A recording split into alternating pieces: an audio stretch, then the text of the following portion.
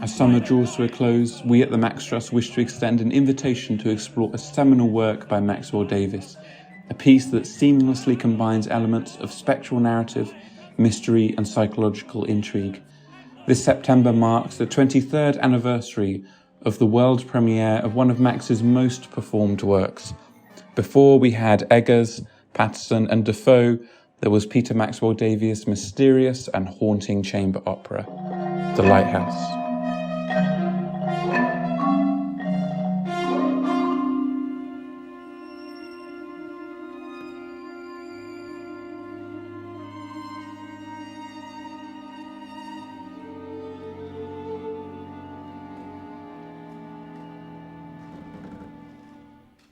Inspiration for the opera began with Craig Mair's literary work centred around the Stevenson family of Edinburgh. It draws its origins from the factual narrative of three lighthouse keepers who mysteriously vanished from a remote Scottish beacon in 1900, encapsulating the essence of their enigmatic disappearance. The narrative unfolds with a prologue in which three officers hailing from the lighthouse vessel present their testimony to a court of inquiry, recounting their arrival to relieve the keepers to discover an empty post. The central act transitions to the past, spotlighting the keepers who endured an extended stay at the lighthouse. Their demeanour is fraught with tension, and they seek solace in poignant set-piece songs, each expressing their own burden of guilt. From the mist, their history resurfaces to torment them. A brilliant light's arrival is perceived as the Antichrist's advent, precipitating their replacement by the incoming relief officers. And thus, the opera closes, and the enigma endures unresolved. Against the gale and the swell,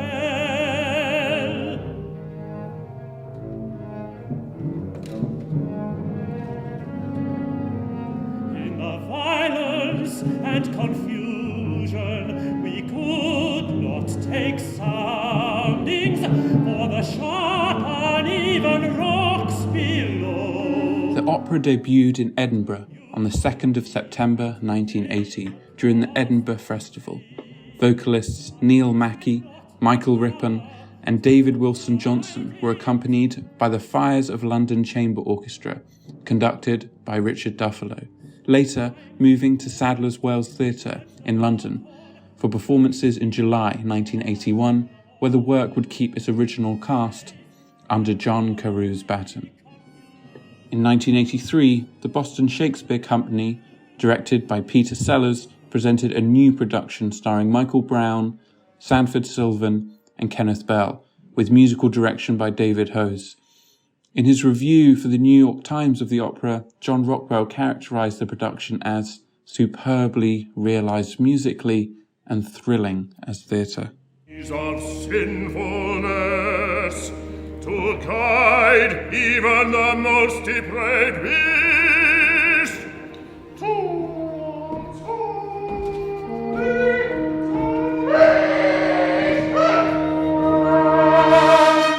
Max took inspiration for the work's form from a particular place. Commenting upon the structure of the work, Max remarks, "The structure is based on the Tower of Tarot, whose number symbolism is present in the structure of all of the music, and which erupts into the surface of the opera in the form of the words sung by Arthur during the card game, representing the voice of the cards, which, on this level, transforms the game of crib into a play of fate, with tarot cards summoning up the powers of their baleful influence."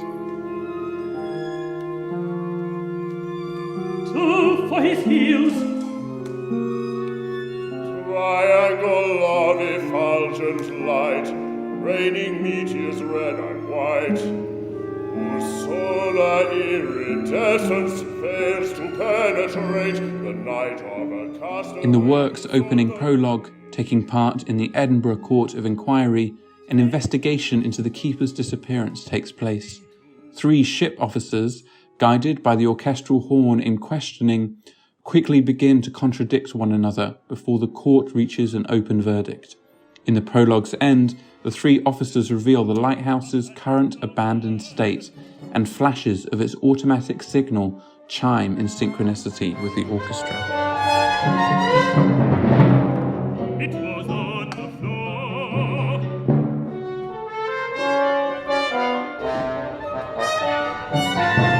Yes, sir, the chair had been knocked backwards and overturned.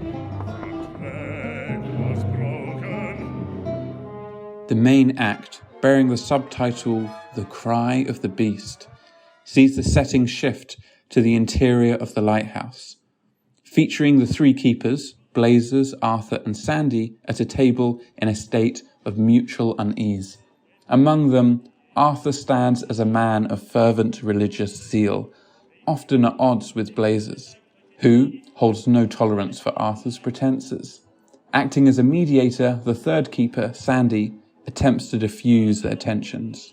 When Arthur temporarily departs to illuminate the lantern above, Sandy and Blazes engage in a game of cribbage. This leads to a dispute, and upon Arthur's return, the atmosphere becomes palpably tense. To alleviate the tension, each delivers a song, allowing the composer to employ his favoured technique of parody. Among them, Blazes unveils a rustic ballad, unmasking his violent history and murderous deeds. And she shouts, so I hit her on the head until I knocked her out. She puked her blood with a gurgle and a plop, so I stamped upon her face until I made her stop.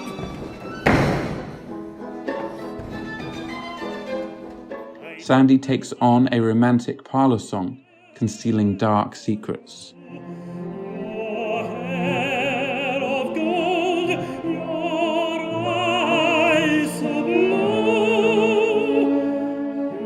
oh, that you held me in your arms. Finally, the pious Arthur raises a fervent hymn depicting an apocalyptic vision. This be thy God, O Israel, made with a graving tool, set high upon an altar, proclaiming his new rule. This moment marks a distinct change in the musical language of the opera so far, as Alexandra Coghlan writes in her piece for The New Statesman. Rejecting the consolation of melody for much of the work, the composer offers us a brief reprise in a set piece that sees each of the three keepers sing a song to their companions. No, I won't look, can't look, it's her, the woman with the screaming face. She's staring at me, she wants to burst back. Don't touch, her hands on my face, her blood running into my eyes.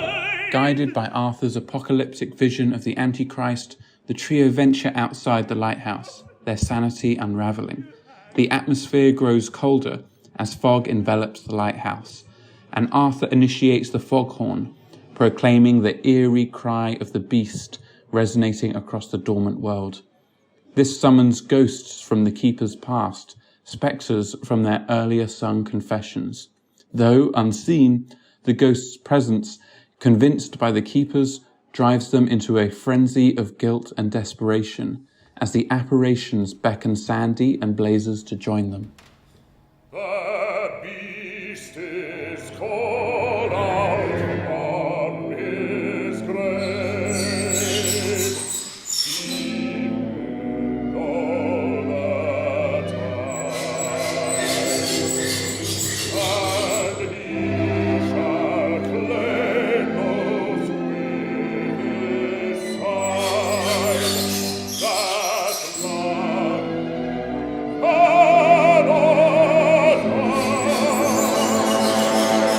that Arthur descends from the light room, convinced that the beast's call echoes over the sea, believing that the golden calf has arrived to claim them.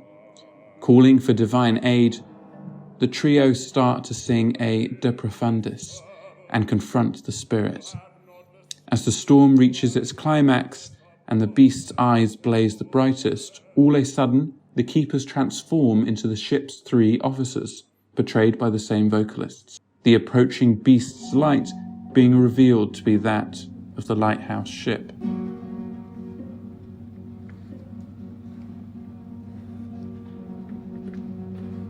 We had to defend ourselves.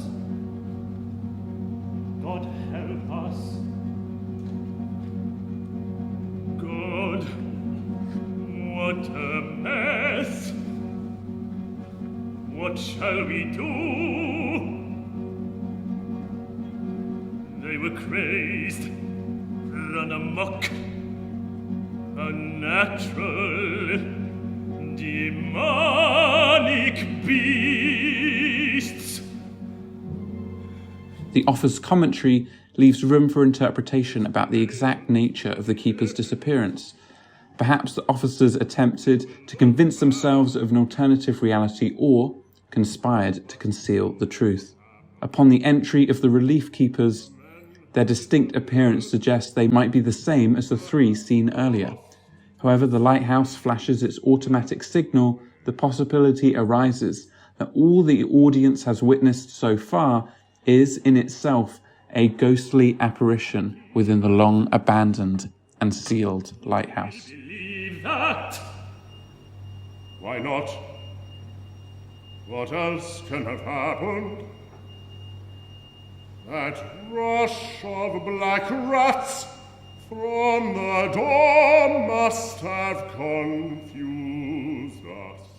Commenting upon the tempestuous nature of the work, along with Max's powerful orchestration, Alexandra Coghlan comments, Benjamin Britten may be the greatest English composer of the sea, but in Maxwell Davies' abrupt orchestral schools and unexpected textures, we get a violence quite unlike the swelling grandeur of Britain's Suffolk coastline.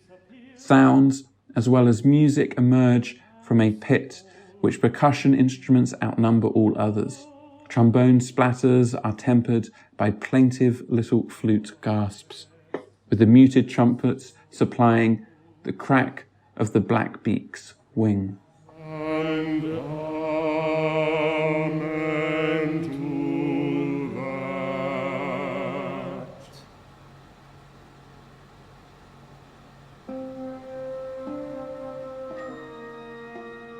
One of the opera's distinctive qualities is its innovative narrative structure, utilizing techniques like flashbacks and shifting perspective. Max's hauntingly beautiful score constructs a powerful sense of suspense and unease. This non-linearity not only reflects the disjointed memories and perceptions of the characters, but also engages the audience to grapple with the unexpected and the unsettling. Its chamber ensemble creates an intimate, atmospheric sonic landscape, effectively evoking the turmoil of the protagonists and transports the audience into an enigmatic world.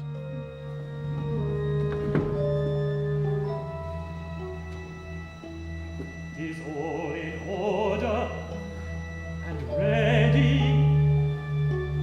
Then have the relief keepers disembark. Through its fusion of historical mystery, psychological drama, and supernatural intrigue, the opera challenges conventional operatic norms and invites contemplation upon the mysteries of the human psyche. In this work, the past becomes a haunting presence. The Lighthouse showcases Maxwell Davies' prowess in combining all of these elements into an operatic experience that defies convention. Remaining timeless in its thematic resonance, The Lighthouse continues to be performed, its ability to intrigue and captivate remaining undiminished, and marking it as a work of enduring exploration into the mysterious realms of the human mind.